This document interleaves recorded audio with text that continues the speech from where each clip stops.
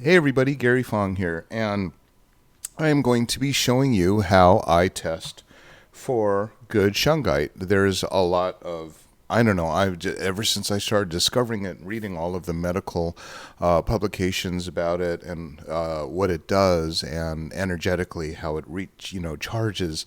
It's just weird. It's mysterious stuff, right? So I've been doing a lot of testing, a lot of researching on it, and it's just absolutely fascinating. So I bought a lot of this stuff, some from online vendors, some from the actual mine in Karelia, Russia, and learned how to test it for accuracy, or I mean for validity, to separate the fake stuff from the good stuff, because it's out there. And so I'm going to show you how I use a multimeter to test the resistance going through the shungite sample to see if it's actually the real deal, high quality stuff or not. This is a digital multimeter, and what it does is you can turn it to look at different things like voltage or resistance. And today what we're going to do is we're going to look at resistance. Now, these different clicks are different squelch levels, which means that it's kind of, a filter. I've got it set at 200 times ohms. Ohms is resistance. So what I'm going to be doing with checking the resistance, the ohm meter, is I'm going to see how much of the current can run through an item, the electrons can flow through freely. So right now 1 means total resistance and 0 means zero resistance, which means that the electrons can flow freely through. So if I were to touch these two guys together, watch what happens. It'll go to 0, because what happens is that I've completed the circuit. It goes all the way down to 0 because the electrons are flowing completely through from the black to the red. When I take it off, it goes to 1, which means it's completely blocked, or 100% blocked. Okay, so I'm going to go ahead and grab a coin here. Coin is a very good conductor of metal, and I'm just going to touch the two sides to it, and you'll see what happens is that it goes quickly to 0, which means that a coin is a very, very good conductor of electricity. Electrons can flow right through it. My finger is not, but the end of this whatever USB thing here should be very good, because it is made to let a signal go through. So just go ahead and touch both sides, and you see it goes all the way down to 0. Okay, so these are very, very good conductors. Now, what's interesting about carbon is not a good conductor unless it's in the shape of shungite. Shungite, which is carbon, but they're clumped together in balls of 60, like soccer balls.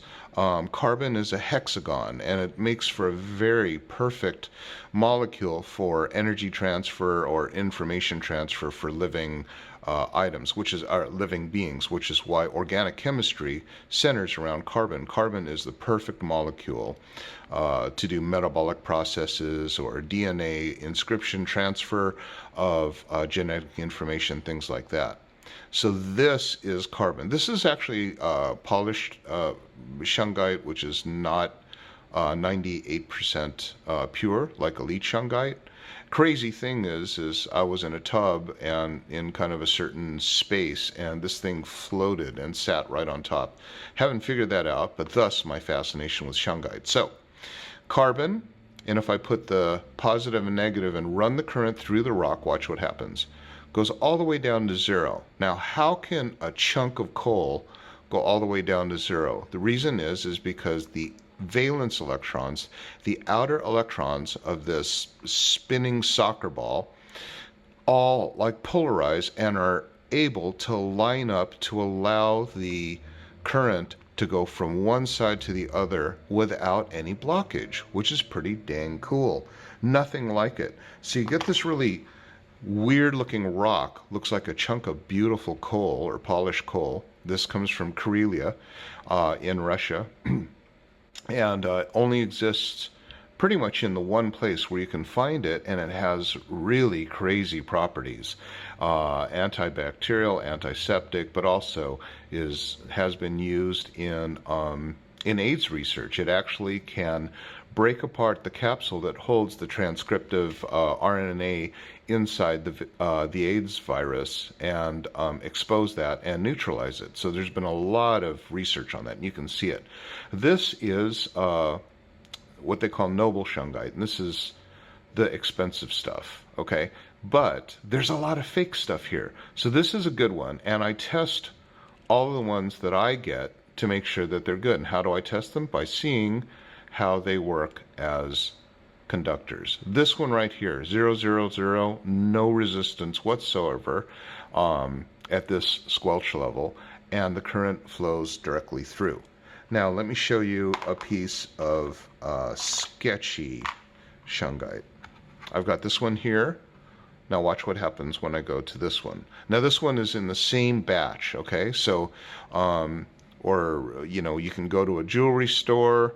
You want to just make sure that you get the real stuff. So I'll just go ahead and put my current through it, and you'll see right here that it never gets to 0. In fact, all the electrons are trying to push their way through, and you see how the numbers constantly change. You won't see that in anything else. It almost never stabilizes. It's like there's a lot of confusion, and I'm not touching anything. I just hold it here, and you'll see that the resistance changes, but it never goes to 0. Now this is a low quality noble shungite stone because of something in it that's wrong. Now I'll show you the same principle, but with a flashlight. Now this flashlight here, I took the back off. What you're seeing is the negative pole, and the body itself will then connect to the positive pole. So basically, this is like this right here, my hand, is a circuit. When you open the circuit, the electrons can't flow through, right? So right now, because there's no lid screwed on the back, it's an open circuit. I want to bridge it with something in here, which would then be this shungite stone. Okay, so what I'll do is I'll touch the back pole of where the battery would go, and then touch it to the body. And then you'll see that it's a very, very weak signal, okay? That means that something in this bridge is not conducting the electrons through. Now, let's take a good piece of shungite, one that I tested that had 0 resistance on my multimeter. I'll put this one on the back pole, this one, and look at that baby light up, okay? So it's the same thing here. You can see, you can't test how pure it is, but you can kind of visually see.